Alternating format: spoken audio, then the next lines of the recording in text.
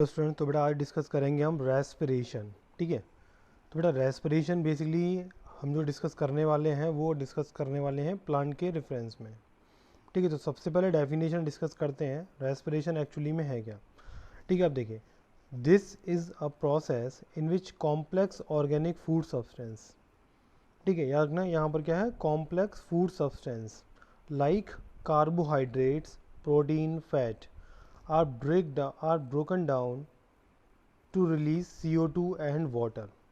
अब देखिए respiration basically होता क्या है कि रेस्पिरेशन में जो कॉम्प्लेक्स ऑर्गेनिक कंपाउंड जो होता है, ठीक है, वो ऑक्सीजन की प्रेजेंस में टूटकर, ठीक है, क्या रिलीज करता है, CO2 and water.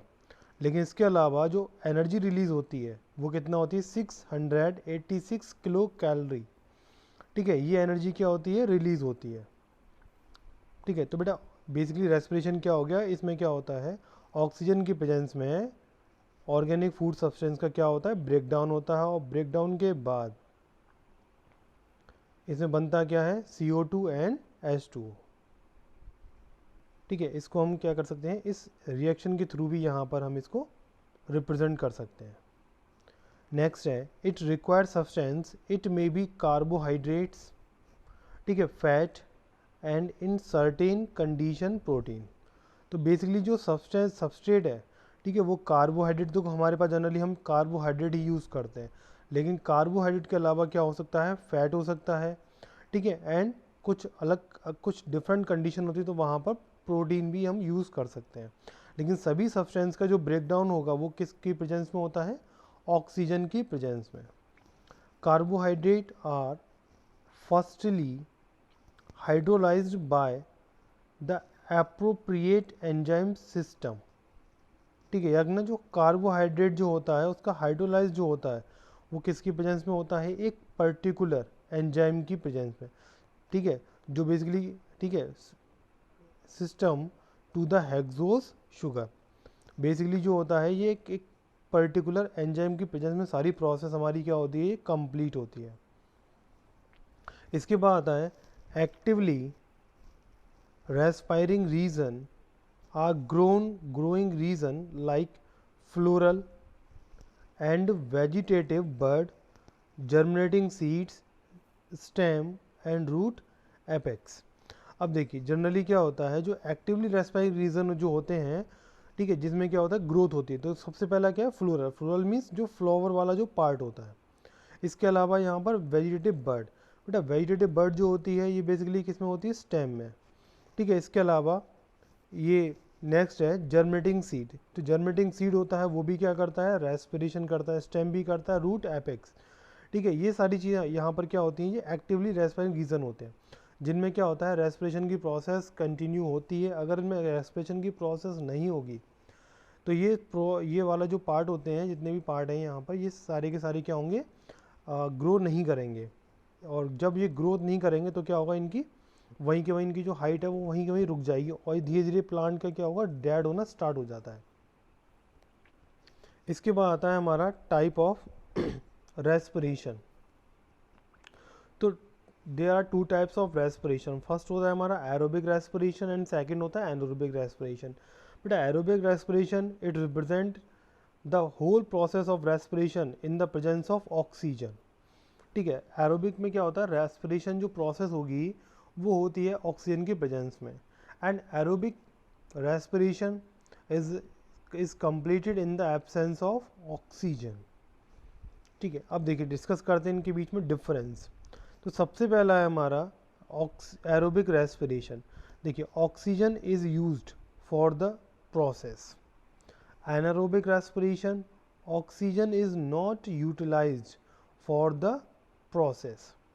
Next point है, take place in the cell of all the higher plant and animals. तो ये बेसिकली कहाँ पर होती है, सेल्स में, हायर प्लांट एंड एनिमल की सेल में। सेकेंड पॉइंट एनारोबिक में क्या है, take place in some bacteria, fungi and certain endoparasite. बेटा एंडोपैरासाइट वो होते हैं जो किसी अदर एनिमल या अदर प्लांट के अंदर, ठीक है, इसकी इंटरनल बॉडी में रहते हैं। ठीक है, उसको क्या बोलते हैं हम, एंडोपैरासाइट। नेक्स्ट पॉइंट है ग्लूकोज इज कम्प्लीटली ऑक्सीडाइज्ड। जब बेटा ग्लूकोज कम्प्लीटली ऑक्सीडाइज होगा एरोबिक रेस्पिरेशन में तो रिलीज क्या करता है, CO2 प्लस वाटर। ठीक है, अगर हम बात करें एनारोबिक रेस्पिरेशन की तो यहाँ पर क्या होता है, ग्लूकोज इज पार्शियली ऑक्सीडाइज। जब ग्लूकोज पार्शियली ऑक्सीडाइज होगा तो यहाँ पर क्या होगा, एल्कोहल रिलीज होता है। ठीक है, एल्कोहल बनता है बाय प्रोडक्ट में। ठीक है, इस चीज़ को याद रखना, जब इनकम्प्लीटली ऑक्सीडेशन होगा ग्लूकोज का तो वो क्या बनाता है, एल्कोहल बनाता है। नेक्स्ट है the end product are carbon dioxide and water. ये किस में होता है, एरोबिक रेस्पिरेशन में। ठीक है, एरोबिक रेस्पिरेशन में जो एंड प्रोडक्ट बनता है वो क्या बनता है, CO2 एंड वाटर। अब बात करते हैं एनारोबिक रेस्पिरेशन की। The end product are carbon dioxide, ये तो बनता है। ठीक है, इसके अलावा क्या बनता है, इसके साथ साथ इथाइल एल्कोहल। ठीक है, याद रखना इथाइल एल्कोहल बनता है। ठीक है, लेकिन यहाँ सेकंड क्या दे रखा है, लैक्टिक एसिड। बेटा लैक्टिक एसिड जो होता है ये बनता है मसल्स में। ठीक है, जब एनिमल जो होते हैं, जब एनिमल की बॉडी में जब पेन होता है, ठीक है, बॉडी के जिस पार्ट में पेन होता है, जब हम कोई हार्ड वर्क कर लेते हैं या एक्सरसाइज करते हैं, जब मसल्स में जो मीन्स थोड़ी सी कड़कड़ाहट सी होती है मसल्स में, मसल थोड़ी सी स्ट्रेट हो जाती हैं, तो उस कंडीशन में मसल्स में क्या होता है, लैक्टिक एसिड बनता है, जिसकी वजह से मसल्स में क्या आती है, स्ट्रेटनेस आती है और पेन होता है। और एल्कोहल तो जानते ही हो। ठीक है, इसके अलावा नेक्स्ट है completely oxidation of one molecule of glucose. ठीक है, एरोबिक रेस्पिरेशन में क्या होगा, जब ये वन मॉलिक्यूल जो ग्लूकोज का होता है, जब उसका कंप्लीटली ऑक्सीडेशन होगा तो वहाँ पर हमें कितने ATP हमें प्रॉफिट होता है, 38 ATP मॉलिक्यूल्स हमें मिलते हैं। ठीक है, लेकिन बात करें हम एनारोबिक रेस्पिरेशन की तो बेटा partially oxidation of one molecule of glucose yield only 2 ATP molecules. तो यहाँ पर जो होता है वो केवल हमारे 2 ATP का बेनिफिट होता है, लेकिन एरोबिक रेस्पिरेशन में हमें 38 ATP का बेनिफिट होता है। नेक्स्ट है process take place in both cytoplasm and mitochondria. तो बेटा बेसिकली ये प्रोसेस जो होती है एरोबिक रेस्पिरेशन की, ये होती है हमारी साइटोप्लाज्म में एंड माइटोकॉन्ड्रिया में। ठीक है, अगर बात करें एनारोबिक रेस्पिरेशन की तो ये कंप्लीट होती है ओनली साइटोप्लाज्म में। ठीक है, सेल का जो साइटोप्लाज्म होता है वहाँ पर क्या होती है, एनारोबिक रेस्पिरेशन प्रोसेस। जबकि एरोबिक जो होती है ये हमारी साइटोप्लाज्म में तो होती है, लेकिन उसके साथ साथ किस में होती है, और माइटोकॉन्ड्रिया में। अब देखिए नेक्स्ट है हमारा एनारोबिक रेस्पिरेशन। अब देखिए anaerobic respiration is one in which glucose is partially oxidised without using oxygen to yield lactic acid और ethyl alcohol and release energy. ठीक है, एनर्जी देखो सभी में निकले, लेकिन अगर हम बात करें दोनों के कंपैरिजन में एरोबिक एंड एनारोबिक में, तो बेटा एनर्जी जो ज़्यादा रिलीज होती है वो होती है ओनली एरोबिक रेस्पिरेशन में। ठीक है, और लेस एनर्जी रिलीज होती है एनारोबिक रेस्पिरेशन में। नेक्स्ट है, अब देखिए ये ग्लूकोज था। ठीक है, या इसका क्या होगा, इनकम्प्लीटली ऑक्सीडेशन होगा तो क्या बनेगा, C2H5OH इथाइल एल्कोहल। ठीक है, इसके साथ साथ क्या बनेगा, CO2 बनेगा एंड एनर्जी रिलीज होती है। ठीक है, जो किस में यूज़ होती है, अल्कोहलिक फर्मेंटेशन में। फर्मेंटेशन जानते हो, किसी भी चीज़ को क्या करना, सड़ाना। ठीक है, अब देखिए इसको पूरा समझते हैं, ये पूरा दे रखा है। ठीक है, अब यहाँ पर ये हमारा सेकंड जो बना, ये बना है हमारा लैक्टिक एसिड। ठीक है, और यहाँ पर हमारी 2 ATP का हमें प्रॉफिट होता है, मीन्स 2 ATP के एनर्जी के फॉर्म में होते हैं। अब देखिए लैक्टिक एसिड CH3CHOH, तो बेटा ये बेसिकली क्या है, हमारा लैक्टिक एसिड बनता है जब क्या होता है, ग्लूकोज का इनकम्प्लीटली ऑक्सीडेशन होता है। कहाँ पर, मसल्स में। ठीक है, इसके बाद है fermentation is actually anaerobic respiration. Bye micro organism. ठीक है, देखा सुना होगा कि वाइन बनाते हैं या कोई भी चीज़ बनाते हैं, उसमें जब भी हम किसी चीज़ को सड़ाना होता है तो सब वहाँ पर क्या करते हैं हम, फर्मेंटेशन की प्रोसेस के थ्रू सारी चीज़ें बनती हैं। और फर्मेंटेशन जो होता है उसके लिए रिक्वायरमेंट किसकी होती है, माइक्रो ऑर्गेनिज्म की। एग्जाम्पल है, example of fermentation are alcohol, lactic acid, acetic acid.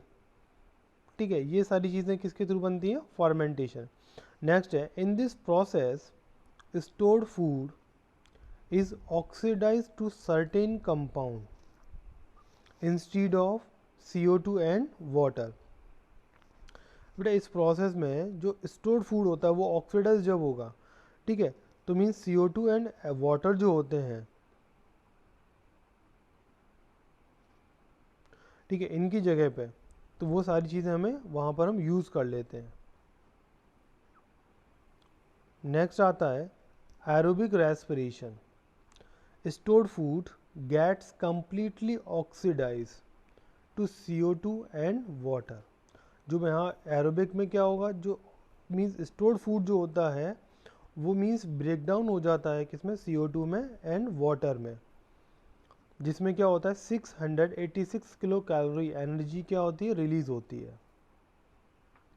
Aerobic respiration is one in which molecular oxygen is used for the complete oxidation of glucose to yield CO2, H2O and 38 ATP molecules। बेटा aerobic respiration में क्या होगा, ठीक है, respiration in one in which molecular oxygen, ठीक है, use हो जाती है कंप्लीटली ग्लूकोज के कंप्लीटली ऑक्सीडेशन में, जहाँ पर हमें 38 ATP का नेट प्रॉफिट होता है। अब देखिए एरोबिक रेस्पिरेशन जो होता है ये 3 स्टेप में कंप्लीट होता है। फर्स्ट होता है ग्लाइकोलाइसिस, सेकंड होता है क्रेब्स साइकिल एंड थर्ड होता है हमारा इलेक्ट्रॉन ट्रांसपोर्ट सिस्टम। अब देखिए सबसे पहला जो है वो है ग्लाइकोलाइसिस। तो ग्लाइकोलाइसिस में बेसिकली क्या होगा, ग्लूकोज का, ठीक है, यहाँ पर हम क्या करते हैं, ऑक्सीडेशन करेंगे।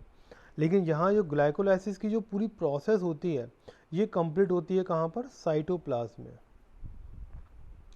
ठीक है, याद रखना ग्लाइकोलाइसिस की जो प्रोसेस है ये कंप्लीट कहाँ पर होती है, साइटोप्लाज्म में। और बेटा ग्लाइकोलाइसिस के लिए हमें ऑक्सीजन की रिक्वायरमेंट नहीं होती। नेक्स्ट है क्रेब्स साइकिल। क्रेब्स साइकिल जो होती है ये होती है हमारी माइटोकॉन्ड्रिया में। ठीक है, इस चीज़ को याद रखना, क्रेब्स साइकिल हमारी कहाँ पर होती है, माइटोकॉन्ड्रिया में। ठीक है, अगर बात करें हम ETS की, तो बेटा ETS साइकिल भी कंप्लीट कहाँ पर होती है, माइटोकॉन्ड्रिया में। नेक्स्ट क्लास में हम डिस्कस करेंगे ग्लाइकोलाइसिस।